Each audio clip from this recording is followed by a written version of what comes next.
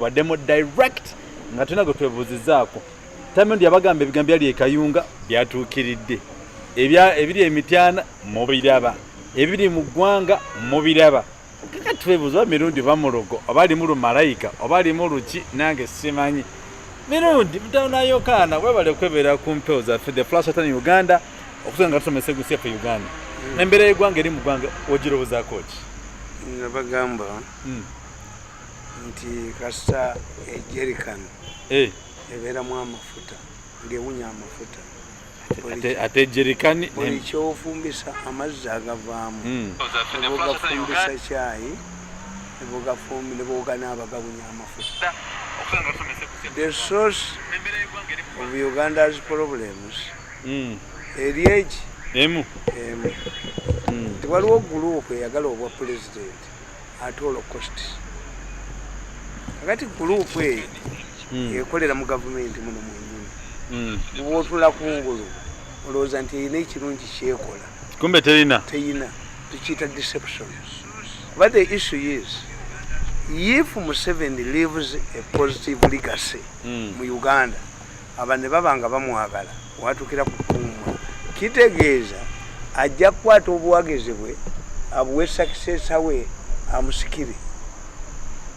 Okitegedde formula eriwo kakati bano kye baliko nga bali mu gavumenti kulaga Museveni talina kyalese aleme kulonda musika and they are part of government. Kyobala nti gwe bubatunuulira ogenda notula ekintu notula n'ogamba nti lwaki bakola violence lwaki Museveni akkiriza I get your point Mirundi Nabukenya eruweru n'amuwangula n'akkiriza Museveni era Nabukenya eyamukolera birthday party fake birthday party ani yagikolera munne Nabukenya yagikolera Museveni birthday party ku Consol Square ng'eriko Rotini Mango eyali mu kintu ekyo yoyo yawangula Museveni eruweru Museveni talina kye yamukola. That's Museveni. Okay. Museveni went to the bush to fight for rigged elections, which it means okuba muziro tasobola kikola abajjewo ligaseye kati abakikola bali mu gavumenti mwennyini. But do you believe that Museveni is the senior rigger? Ani kugambye is the only rigging votes of people. Tabyagala naye gurupu ebikola eri mumwe kakati kungulu kwolowooza yabikola tasobola. Omuntu yagenda mu nsiko ng'agenze kulwanira kubba bululu tasobola kubba bululu gwali badde muziro mu NRM era NRM si bwe yatandika bwetyo kuga nti NRM mu Kampala how many times has NRM been defeated in Kampala? Very many times. Yes, ekola ki kasoka wewe they've not even added any value on that. Apart from Kayunga Buyekwe having one of the largest gold mines in Uganda, what is the value of Kayunga? Irimuchi. If government can lose Kampala, Wimbulira. If government can lose Kampala, Kayunga, what is kakati boba no bakimukola? Nti abaana bano Bobi Wine we yajja ayina strategy gye yabakola ekolera bano. It seems Bobi Wine bano bali omuntu ki omu abakola ebintu bino. On that angle Mirundi I agree with you. Kubanga Bobi Wine yagamba yajja kubamulisa era ali mubamulisa nti ebintu first of all balimba president nti abaana ba Bobi Wine bagenda kuwekya ekibuga. Museveni agamba mubakwate preemptive naye temubakuba mubatwale mu centers mubasomese tubanonyeze ebyokukola. The operation was hijacked ne babakuba emigo ne babatta. Uganda nefuna Museveni afuna image embi ennyo. International community. Yes, these forces are not part of him. But the way they operate, bakolera muli. Nti amawulire gasooka gakuba kuba mulimu n'ababbi ba ssente. Nti bagenda ne bakuba ne bakugamba. Look, in Kayunga is do or die. Why the NRM must take Kayunga? Kakati nga bwe banoonya abo babbi ba ssente. Nti Museveni must be incited nti ekiri Kayunga kiri important. We are going to liberate Buganda starting with Kayunga. Are you going to have this statement would arise in 2026? Never. Today, it cannot. Are you going to kill all these MPs in Buganda, of opposition, to ensure that Buganda is liberated? Tukirabe ekyo nti bamuyiyamu ssente ababbi mwebali kuba bakitegeera. Museveni can only release money during trouble. Kibaala bakola nebya insecurity ssente zifulume. Kakati eyo nayo gurupu ey'ababbi nayo mweri naye nga ezanyira mu kino kakati nojja osanga nti oyo nga aladiswe Kayunga aga nti Bobi Wine tajja kujja. Who are you? How can you stop a Ugandan from going to any area of Uganda? Who are you? During an election, it means the chairman of the electoral commission takes charge. Kati oyo musiru oyala diswe Kayunga musiru alowooza nti nze nkiikira president mu ggwanga. Even the president allowed Besigye to come back. You idiot. Mirundi abantu bavuma nnyo. Yes, ati nkugambye nti ffe nze nagamba nti sina kifo mu government naye I've been associating with Museveni for a long time. I cannot run away from him. Who will believe me? No. Kati abo batuleetera twabo kuba tebamanyi kyovula bambavuma nti mmwe gundi omusajja alwanye n'okuzaawo yimeje ya Uganda ne mugiddamu era kati geewaana tekajja giddamu naawala. You are losers.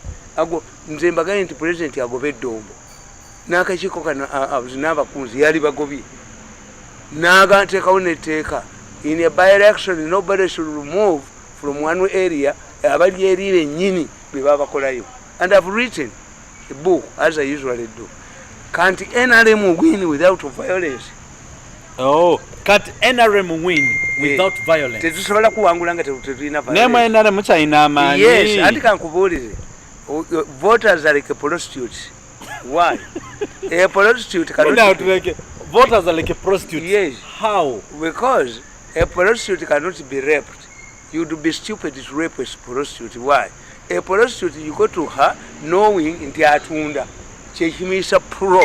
Pro means somebody who says something that would be free. Kakati, what do the voters want? Service delivery. Instead of taking their violence, you know the date of the election, then send their team who use your leaders. Why did they not vote us? Because Museveni has pumped a lot of money in the social sector. That's true. What would you see in Kayunga? Ono magezi yakugamba nti buli parish bataddeko billions za sente ziriwa. Ati twazirabye. Yes. Ne bagenda bakola ekyobusiru nti ebyapa tukaba ebyapa. Ekyapa means there was a landlord in Kayunga who sold his land to government to ensure that the sitting tenants are protected. Ekyo kyadde fake.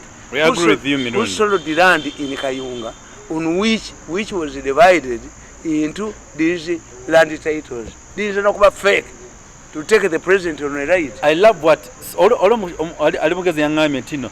Ojja kwesanga bw'okyogedde land titles mukulembezi yatutteyo nga ziri fake nga teziri nayo. Ati nkugambye abakwanga abadde anoonya bululu. Nkugambye lwaki temuva mu gavumenti ene tubonyabonya. Si abikola. Ate ani abikola? Nkugambye nti bwe baba bakola ebintu ebyo kati ngo yonna abakooba ye naye ali mu by election yalowooza nti violence yena ekola. Era nabagambye nti mmwe by the time NRM left Kayunga 10 of their people had been blacklisted for sanctions. Tugenda kutuuka ekiseera nga tuli mu 2026 nga tiimu ye NRM tesobola kusamba final nga all its leaders are blacklisted. That's true. Kubanga bano bakugamba nga bakandiko. No, is it serious? Sanctions are imposed on somebody. Anybody in the country who makes a decision, nabe nali mu secretariat, they are liable to sanction. Kati abakulembeze munabajjawo. Mugenda kujjawo abakulembeze nga mukozesa violence. Mukkirize. A person who has already won two-thirds majority in the parliament cannot resort to violence. What else do you want?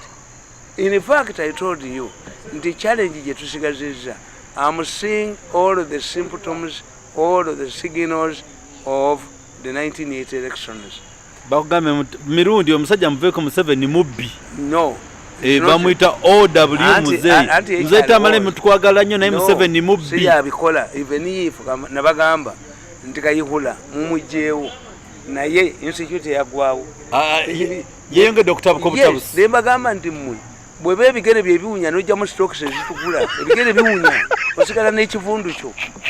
This is what you do. All right, Uganda, we are on the live show. Musorokuwa Masemu direct. Send your messages to the discussion. Simplistic approach to issues. The issue is not Museveni. Kenya, batema abantu. Bagenda ne baleeta mu constitution yaabwe. Ti omuntu anaawangulanga mu Kenya. Ajja kubanga nga awangudde mu province 3 ku 4. They started chasing away people. Ba foreigners, ba immigrants abagendayo. They are ne batandika but leaders asked him, who is doing this? Moi confess. He didn't know. Okay. Kubanga nkoga. Nti abakola bino. Bo bakugamba nti banoonya factory. No. Abakola bino bakyayisa Museveni. They are rewriting the legacy of Museveni. Nti in Museveni's government, this is why we have ebika by'Abaganda. Ebika by'Abaganda buli kintu kye tweddira kiba kina kikyakola. Obanga omukulu w'ekika yakitandika kyamukola bubi oba adima yaditi n'atakitta ng'akisanze ku nsiko. Kakati in Museveni's government, it would be a taboo to rig elections. Two, why do you use violence on one district? How many districts do you have? District nyingi. Kakati kana akamu gwe okafiiria ko lwaki omusajja who is married to 4 wives rapes a house girl. Why? You have 4 wives and you rape a house girl. Who will sympathize with you? Then bamulalu. Kakati what is in Kayunga? Ne mukulu Mirundi kambaza ku kino. Batugamba Kayunga waliyo minerals. Yes. Mweta NRM yetaaga yekobaane ebbe minerals z'abantu. Boche baagala. You've been a former spokesperson of NRM. Let me take it. What is the problem? NRM. What they want to do in Kayunga, they don't want to register that gold mine officially. Chichiri bobuza nankabirwa nti gold mine ye Kayunga ebuyekwe. You register it officially. Kakati era kitegeeza nono gwe bayinstallinzeyo puppet waabwe tajja kukola andi puppet waabwe ati anti ono gwe bataddeyo chairman is a puppet waabwe muwonge teyawangula. He does not even feel that he was a winner. He doesn't believe it. I mean, went to Jinja and visited the factory. He found all of the managers away. I mean, he used to make surprise visits to check his people. He removed the gate man and he saw him as a manager and left. Immediately, left. The man went back to his gate. He was used at the gate and did not want to be a manager. Okay. Yes. Kakati oyo omusajja nga utaga between interaction. Omusajja nyini omuleetedde Tamale Mirundi oli mugezi banna kale. Omusajja omuleetedde obuzibu ku kyalo. Tebajja kuziika we, teryajja kugwe. Oduse yedombo n'abakunzi badduse bakomyewo n'omukazi yavudde embaale. That man can even die. The hatred. Ono mugambe owi agambe Tamale Mirundi oli musajja mugezi nnyo mu Africa naye kyakuntamyako kiri kimu owagira nnyo Museveni n'ebyo by'omwagira tebabitegeera tubuli ekituufu ogwawa Kayunga ayagala kubba abantu tekiriyo Museveni takunkugamba. We are on the live interaction mukuba amasimu send the messages to what you can easily do. People don't know nze nkubuulira nti Museveni does not allow these things and whenever all of those people who participated in that violence, political violence, will be handled by 2 forces. Museveni will handle them with the international community. Because bw'olaba empologoma bagisibye mu keegi emmese eyogeraki bahandiko are suffering from sanctions and they talk about this man in the other DC, he will be removed from that place. But what is painful nti Bobi Wine bagenda okugenda mu kooti baanike byonna ebyabaddeyo. Era we are going to suffer international gundi anti bad media image. Bwe banoonya. Bobi Wine anoonya ekintu kimu ye akuba omupiira ku mukono bakube penalty. That's what he wants. I always tell you, the 2007 elections in Kenya shaped the future elections. They are electing their leaders in February. Oh yeah. Yes. Do you see violence in Kenya? Nothing. Yes. The same way. Uganda, Bobby Wine is shaping the elections of the subsequent elections. These Americans and Europeans are seeing Museveni as a stabilizer in the region. Okay. They will not remove him. But they are going to grip his wings. All of those who are involved. That's why Zake made sure that he came, immediately landed at Entebbe. He drove to that area. He was missing an opportunity to show the fools. But still, do you believe that NRM has failed to lead this nation? No. It's not NRM. It's who? Kale Museveni has failed. No, it is not. Listen for me, unlike you, I'm telling you, if you asked me that question, people are accusing me of sticking to Kayihura. Subsequent events have proved the problem was not Kayihura. These people use malice. Like now, where we are having a trade war with Kenya, which is unnecessary. We cannot impose the malice, our malice. The Kenyans were accepting our goods until the people in the government have started to extend their malice to exports. See Kenya. Ireba Rwanira wanu. Ntibache bamanyi mu nsi malice. When you see Westerners fighting, buli tribe of ethnic group, eyina kyemanyi. Muganda we kukoli makasi you, Muganda can resort to witchcraft, but Westerners use malice. Malice. Nti obanga ono anzitidde kino nange kubanga okulinyeta waabwe bali bamumanyi. Many of these people were in exile in Kenya, so this is close. They have their allies in Kenya. But what is changing now, which they don't know, if they continue using their malice and export it to Kenya, the coming of Raila Odinga is going to change the political landscape.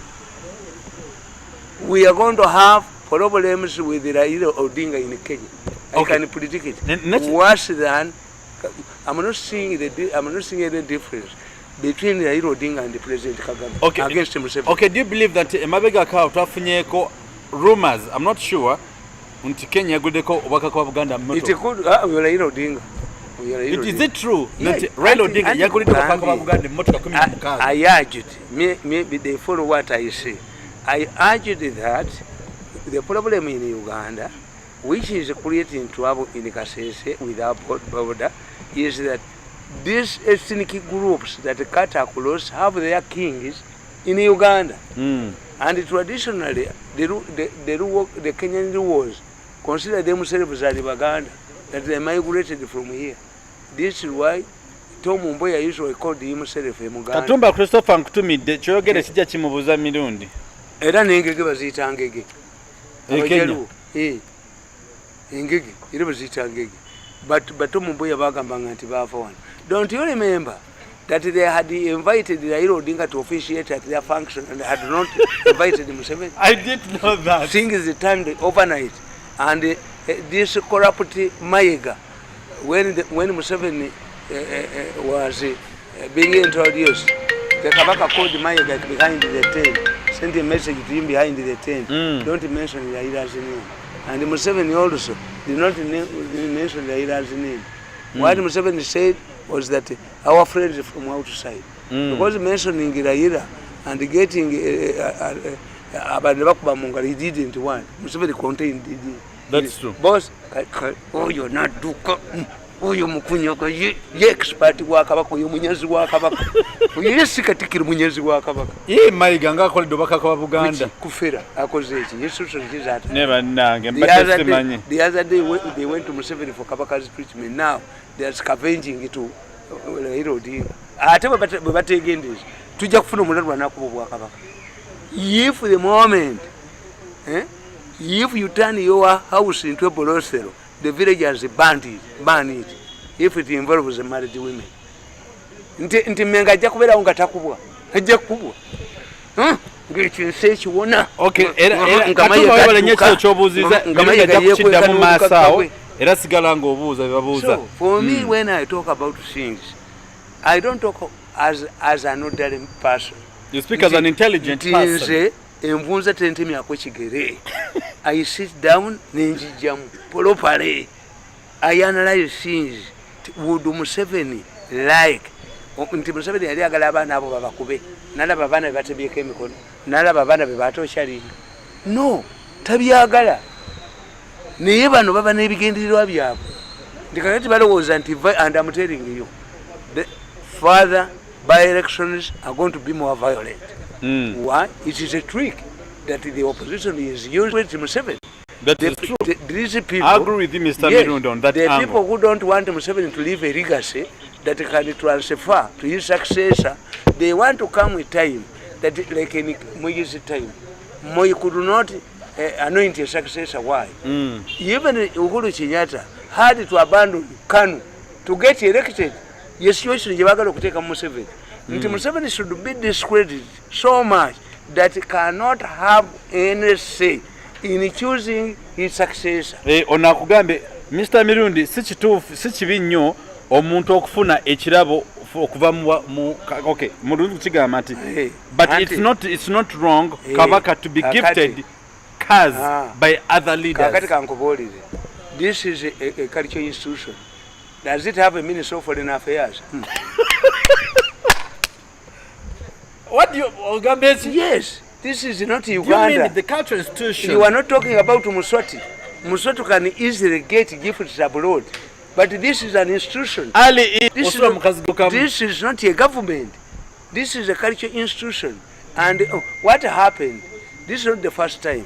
When I was saying that Gaddafi donated a palace to these people, he went. Rumors were circulating that he was interested in a woman. I knew that Gaddafi was going to become a king. Okay. Kakati chobola bayabayola ba leaders ba Uganda. Kakati ba leaders ba Uganda bali political. Bonofuna donations. No enough for the donations as are pointed out. Kakati can government just accept we shall have a role. We can have a role. If somebody donates to our cultural leaders, can we just take it? No. If a person invests in Mumbeera, comes up and offers to construct the palace of Mumbeera, do you believe government will turn out to your mango is riding a tiger? They will be crushed like in 1966. Any sense of Muganda would say, first of all, where this Lairo Dinga maintain, even offer service money to service the vehicles? No. Can these people, poor people who don't get salaries, maintain the vehicles? It's a mockery. It's very, very hard. The other day, this young man was pushing an old road race from a museum that we should mobilize him. If you are trying to repair the old one and you cannot buy a new road race, how can you maintain a fleet of cars? What is the problem? Buganda okubera ne Rolls Royce zaabwe. Anti nkugambi to the other man, somebody was looking for fundraising because he takes advantage. Okubuli kasira naduka dulia kati abadde apusinga ekimotoka kikadde. It should be million 36 angatazina anonya fundraising. Is he going to maintain bugagga kinga jo bagenda wa Museveni babajjanjabe instead of thanking Museveni asante yaponda ni mateke. Ekyo kitegeeza nti okusima kw'endogo kicks kakati nze asante yaponda ne mateke kakati nze mbabuulira ne mbagamba nti if you think nti nobody can be, you are repeating the same mistakes. You are saying that you can if participate in antagonism between state and state when you are a cultural institution, then you are finished. But what will happen if you can't even authority impound them for tax? Why do you bring antagonism over for some for women? Why do you involve? Because the Kabaka wants to assert him. So if I don't banga chitawi, I don't mukarisha yabagan. Omukabaka yenaso sa koma. It's dangerous. It's a curse. Mutebi Mwanga. Maiga. Mutesa the Mwanga died in Ekazero. Wait, this one. The one is dangerous. In Uganda's dynasty? Yes. It's a curse. ine kabaka starting with the name Mutesa naye kambuze Mirundi oli muki nze ndi Muganda kati omuganda akubo bakaba Buganda oli no Muganda I'm protecting them ate nga okubo bakaba Buganda in many cases look at this girl boy who was ruling younger girls n'abatta n'abajja mu organize. If a parent told you, I tell my children, don't accept gifts, you find the reason why somebody is, why didn't Raila donate these vehicles to Kenyans? If you did. But why do you participate in antagonism? The other day the rule was uprooted, the line. Mirundi olwa kugamba bamwita Ali ina gambe there is nothing political but there were gifts. Okay. Me, I don't. You can. What can you accept a gift to a man to your wife? Is it? Yes. A gift from my wife. I can't do that. Me, you see, when I'm arguing and when I'm writing in my books, I always conclude the future will exonerate me. This is what has kept me floating. When I said that Ugandans are being killed for their organs, that accidents are staged managed, people called me a fool. Now, have you seen the bucket that is now coming up? Police agenda kutekawo fika salama ngewule nnaku 3 Christmas etuuke luli abantu nga bafa. Have you registered high numbers of Ugundi? The cases? No. Why? I dismantled the Amulan who was taking the organs to Pakistan, the supplier. They're asking you, do you think that Uganda is a wife to Museveni? To the state of Uganda. To the state. No. The state. How can you omupangisa nenanyinisi nenanyini nyumba who is powerful? How many soldiers does Uganda, what constitutes a state? Does it have a functioning government which has political and judicial? Does it have an army? Does it have a police? You see, for us, the way we argue is different. Nakugambe, Rehema, Mirundi is very right. Maiga atuvire. Musupidi ama. Ofunya abawagizi. Mabali ku masimu mwabalo kuba masimu mwabalo kusindika messages za Buganda. Rehema, thank you so much. Mirundi is very right. Maiga tuvuga CPD. No mubi. Nayaja kuluzinga. Otuvumye nnyo nawe. Mirundi abasajja bagamba bavumye nnyo. No. Ebintu ebigenda kuluzi. Nze saagala kintu kireeta antagonism, unnecessary antagonism. Museveni has been giving them money, billions. Now, what if Museveni stops renting their gold? Yes. Because for them, me, I'm not. I first hand to analyze. You make your analysis as a person. Yes. Do they benefit? Be nice, now, Sarah. Thank you so much for following us right now. We love you so much. Look. As Museveni vigorously is directing all his leaders, SEC has endorsed his proposal to fight Buganda Land Board. Why sing out Buganda Land Board? He's denying them money. So, if they go far, he has tactfully talked about Buganda Land Board. But my argument is, it's not Buganda Land Board. Many institutions like the churches, Kakungulu, Kamuswaga, they are landlords. They are given. So why is Museveni concentrating? We may also lose a point. If we concentrate on the Buganda Land Board, whose activities can be restrained on Kabakazi land, then the other landlords will go scot-free. Imagine, we are on the live show interaction. Mwebale nye bivoze musindika na masumba kwa mwebale onagambi. Mr. Mirundi, please analyze for us the vehicles given to Buganda chiefs. And that's what I'm saying.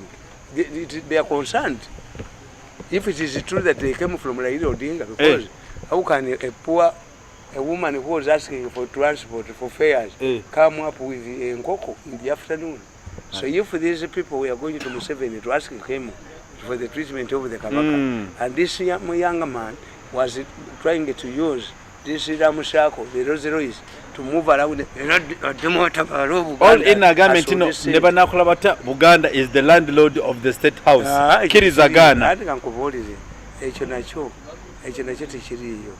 There cannot be an argument over Buganda. Why? the central government. Why did it become Entebbe? Entebbe comes from two things. There was a man called Mugula who manufactured the chair for the first time. Mugula. Entebbe, the Bazungu called it Entebbe, the seat of power. Did he expect the Bazungu to develop a state house in a contested area? It was very hard. These are civils. Nomukuba mukomera nga libe bamukuba ate bamukuba mudda bajja munge bamayiga ne bano yiti ne mayiga wachawa muchawe bannanga omusajja ngo omukubye oyo katikiro wa Buganda. No, is man oriented yaja kukisuula. Man oriented? Yes. Okay. If you want to be a culture leader, you cannot you look at Ghana. The Ghana, in Ghana, 95% of the Ghanaians belong to one tribe. That's why Asante is powerful.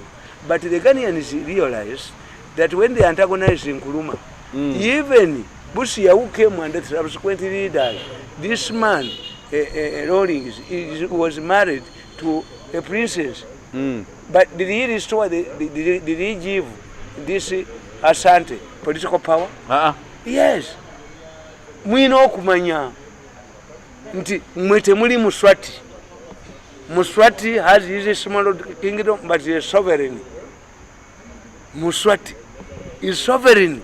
Okay. Unuwagundi owa kanakasaka Hassan Mr. Mirundi, you are 100% right. We are here in Dubai watching you. This is a beautiful program. Thank you so much, Mambi. Yi nawe Hassan Mirundi owana muwane. These are people who see things the way we see. Some people want confrontation. As I tell you, my guy is itching for confrontation with the central government. My guy is linked to a group that is causing trouble for Museveni. There must be like Rahima kugambe Mirundi ndi kusaidia. We are the landlords but without land titles. Exactly. That's true. We are inside the shop.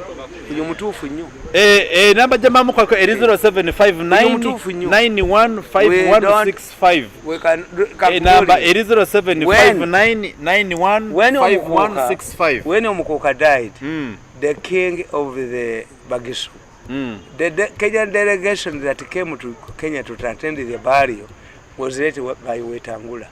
Wetangula is a rich man. Have the Kenyans tried to facilitate Uganda government, facilitates our cultural leaders, because we don't want influence to be influenced by foreigners. What happened in Tolo? Yes. And let me tell you, Gaddafi was interested in Tolo.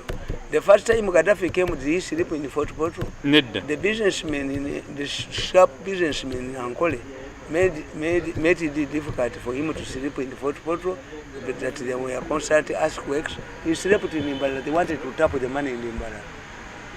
Bamulowooza ng'omuli yali ajja bakubekya ku Gaddafi. Kuba yabateerawo senga agabiga bagokalowooleza mu ssente kasita ogatega ssente okakuba ekigo. Omuntu alowooleza ennyo mu ssente cannot manage. If Museveni believed in money, ye tajja kuwangula lutalo. If I was a man believing in money, sali kubye baana bano. Omusajja yandeeta $1 million oyo mu Pakistan. N'omwana wange ne bamutangira ssente z'omwana. I refuse. There's one thing that I believe. Interpol yingiddemu. As we talk today. There's something I believe. Interpol and other. Why should NRM disorganize elections of people? Because the Kayunga. I'm telling you. It's also money-minded. It's believing in the resources. The other side. The money makers are there, but they don't know the impact that Bobby Wine is scoring. Bobby Wine does not want to take a power.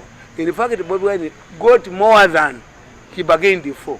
Bobby Wine, from his music galas to be the opposition leader, it took basically how many years? By the time Besigye took over, started the FDC, Musumba Yenye Ababaka, a man comes out from his music galas, whom the president advised to remain in his music career. Abayimbi Musigaleje Muri. He is now the leader, for the first time, in Uganda is a leader of opposition. From Samoa, uno a leader of opposition. So, ono mwana afunye bingi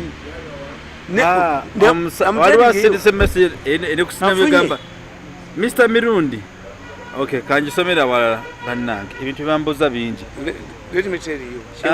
He does not believe, Mirundi does not believe in money. Yes. He was bribed by Patrick, who is in jail now. Patrick who? Museveni does not believe in money. He was bribed by Patrick, who is in jail. I'll see it. Auntie aliwa kubanga if he was bribed, I meant because the bribe means that you don't do this. No, I think what he's saying, what was Kandi Yaba China?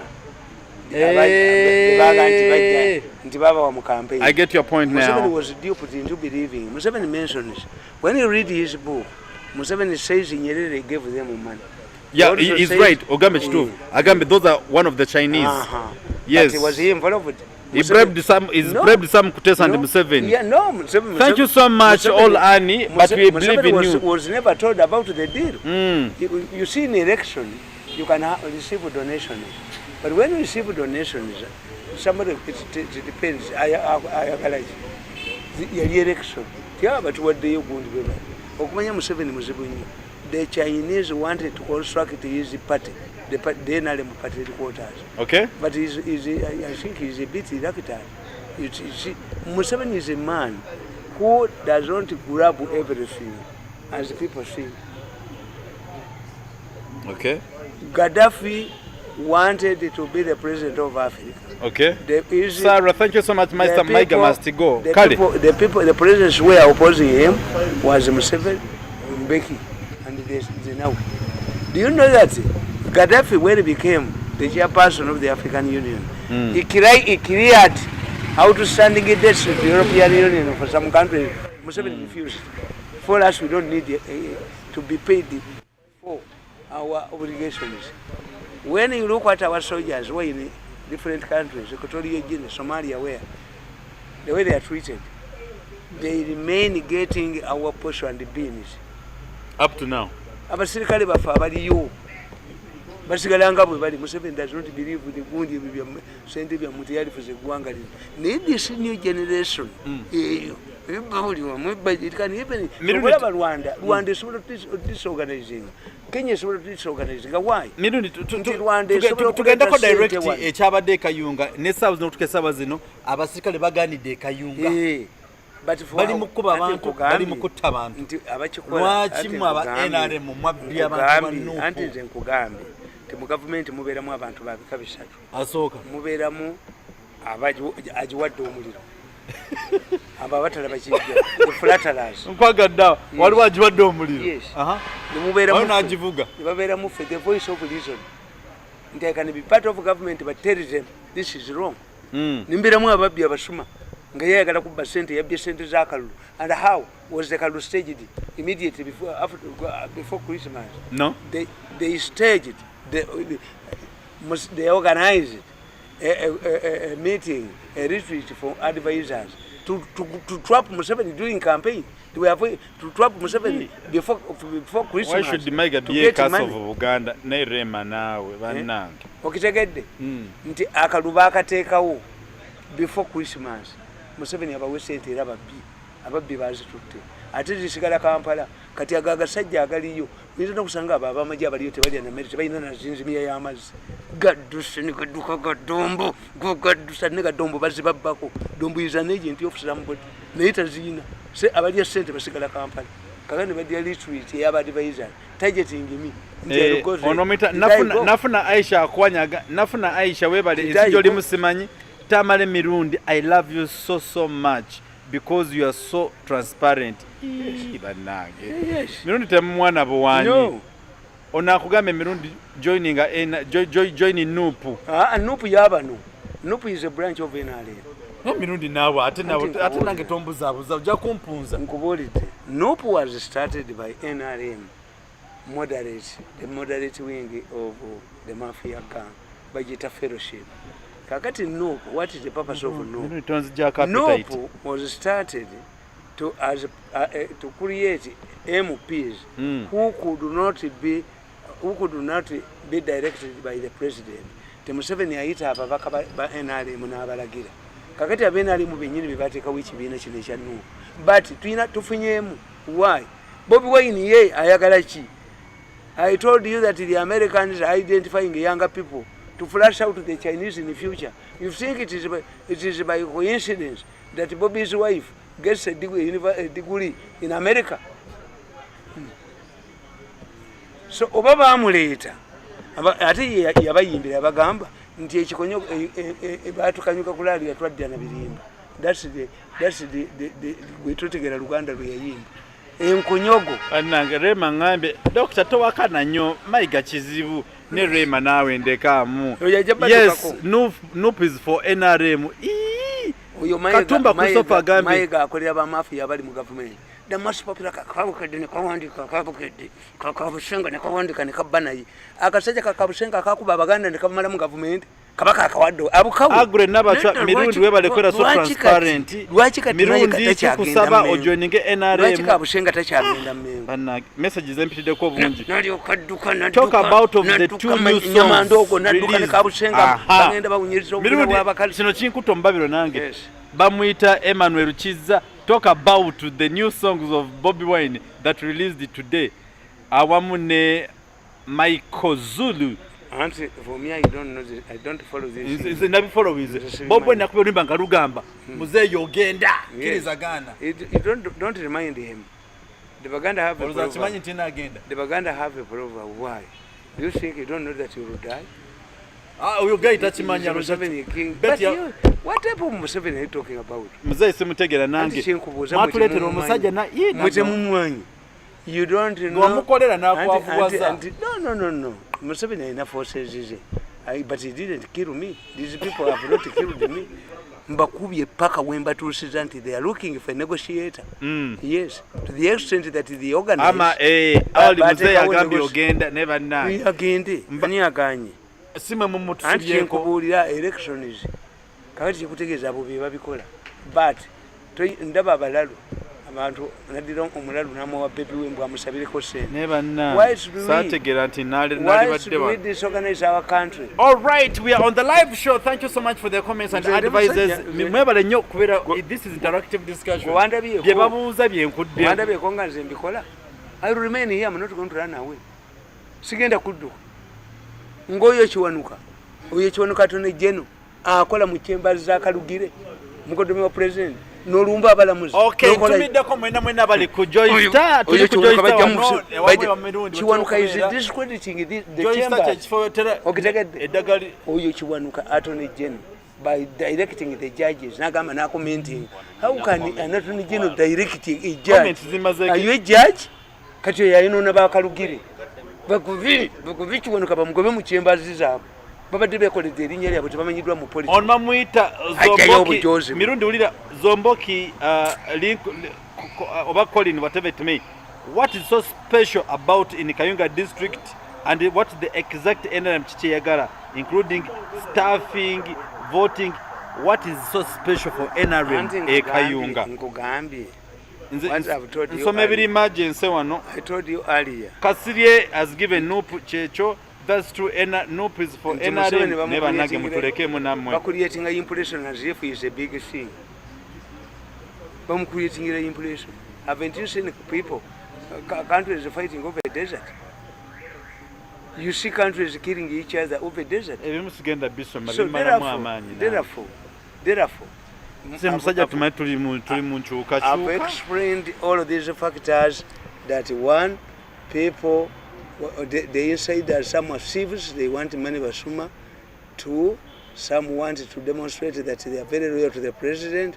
They have what they call being relevant to Musei. Okay. They are also those who are using it. Mukulu Mirundi ono simanyi nsimu ali naye agambye mbadde nkusaba nti next week we dig deeper to electricity sector which is undermining small scale manufacturing for youth. Bakusaba nti next week twetatuogera. No, kimanyi Museveni negotiated the World Bank of $400 million.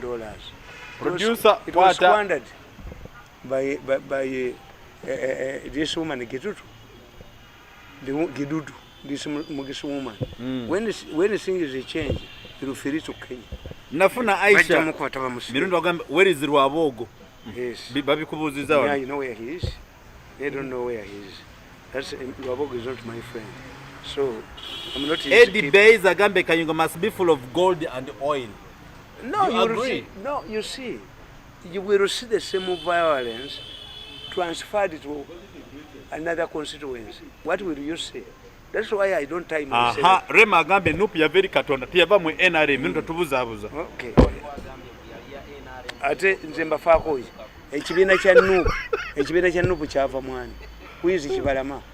Kibalama nange. Which one came first? Kibalama. Let me tell you. Mirundi tujja tubuza abuza. Nupu yajja buzi. Anti kambabulire.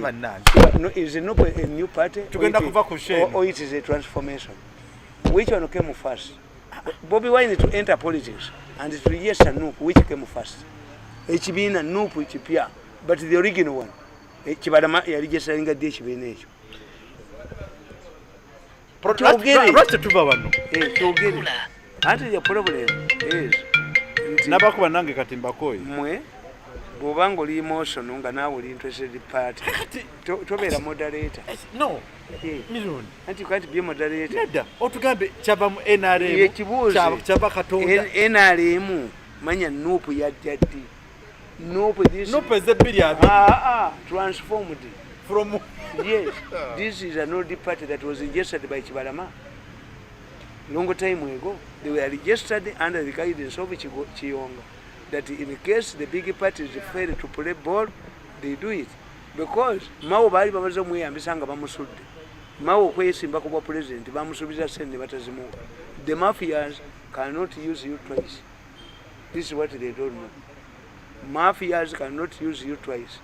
Once this man, they tried to use the Democratic Party.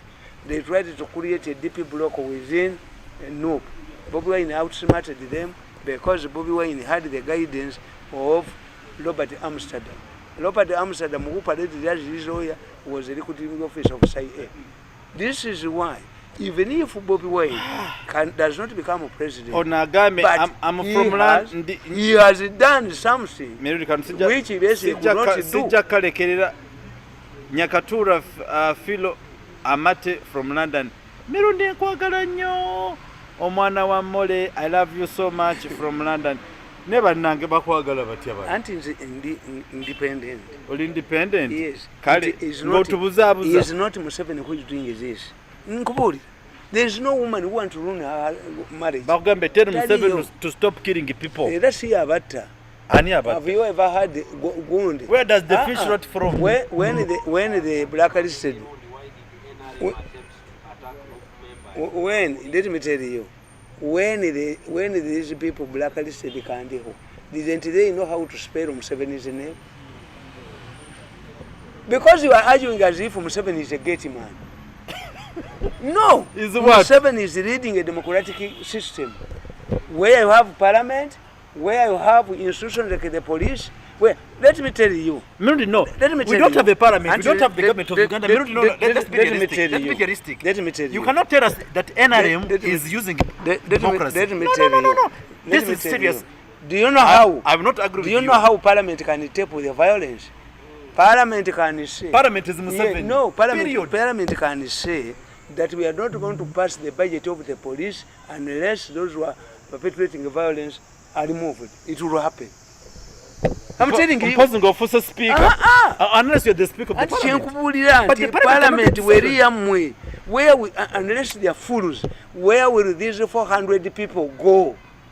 Because I'm telling you, there is a strategy by the insiders and outsiders to make Museveni a pariah. By the time Bush came, bamugana no gena mu convention ya Republicans. Nti ajja kubatira obululu. Ne Clinton bamukola. Nemo bamukola. Baagala tutuuke ku kiseera Museveni wali tayalingira. Nga his record stinks. Nga tekyasobola kukwata muntu musika kumuwa gwanga. Wali wakugamba ntubulire Lumbuyezi arrogance about the regime. Yeah. What is it all about? Bitufu si bitufu. Lumbuye naye ali fake afuna obutambi bwaffe afuna obutambi bwa mmwe Tamale Mirundi ngate mumwogera bulijjo nabufuula bubwe. bannange munsase nange omusajja ali mu kuvuga supiri. I don't respect such a people like Lumbuli. Tomorrow you will wake up in Salesi office ngaiza na ambassador somewhere that's why for me I've lived longer. I have a road map which I'm following. I'm not money hungry, although I'm not a very rich man. These people Mirundi is the parent of political analyst in the world of Uganda. You're brainstorm ngabakuwanira bwerere. You're the professor of the political analyst. Why if I was an idiot, why do you call me? Why do you allocate me valuable time? Okay, for this moment I will accept it. All right, thank you so much for loving us. We have only a few minutes to end our programs. Live show. I love, please don't stop the show. You don't spend months, years in a room with your wife to produce twins. Even soccer, even it doesn't need what? It doesn't need what? It does not need months or years with your wife to produce twins in bed. It doesn't need months or what to. Amakuru gacho.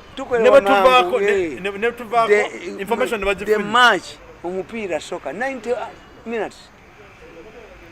Sometimes some station kuwana ko Joyster Aunt Esther tukutumideko nnyo wali mukwano gaffe atudde wali mwebale abali mutaba live right now mwebale ddala twebaza nnyo mwebale ddala Uncle Michael tukutumiddeko dakika 10 nyingi bannange tugenda Mirundi akooye Mirundi munnange tova ku show tukwagala nnyo kale mama kale taata Mirundi tova ku show tukwagala nnyo webale nnyo Mirundi alina okudda ewaka naffe tulina okudda gye tulina okuva eno government ya Mirundi yaleeta mu ggwanga nange njitya njawe ntambulira.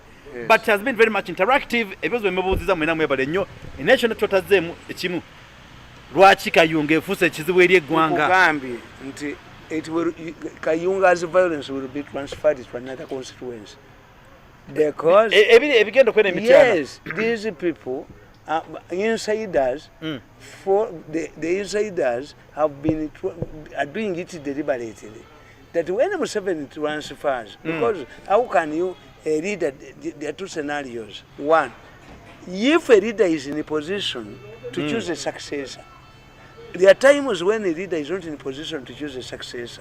So Nyerere chose his successor. Why? He was in a position. He just transferred his popularity to another person. Okay. Obasanjo transferred his popularity to little known on the Yafa, Yaladua. Kakati, these people are looking at the Eddie, thank you so much. Second Jacko Emmanuel Mwebale nnyo. Bagala Museveni atukutayalinga. Ngembera yeggwanga. Mutabani wa Yohana. Museveni atukutayalinga. Nenga the next show we shall be live, same station, same place. Tujja sigala nga tubaweereza. Ne abantu bagambe singa bulijjo Mirundi okolanga bwoti. Ne nange mbadde simanyi no babyagala. Nze kugamba oh, is it the right time? I don't know. People are appreciating whatever you've been saying. Mawadi mu status na mwebale nnyo onwamuyita Sebina Finel the day he said that he will kneel down when having sex. Muzeyi nawe otuwesajja. Okubire. Mende togenda tulindako. Dabe kiri bagambe. Ofukamira ekintu kimu amavivi go gagenda wansi ngo having a sex, and it is because it's the most comfortable style. Bye bannange sijja kusaka ino show mwabali ebungereza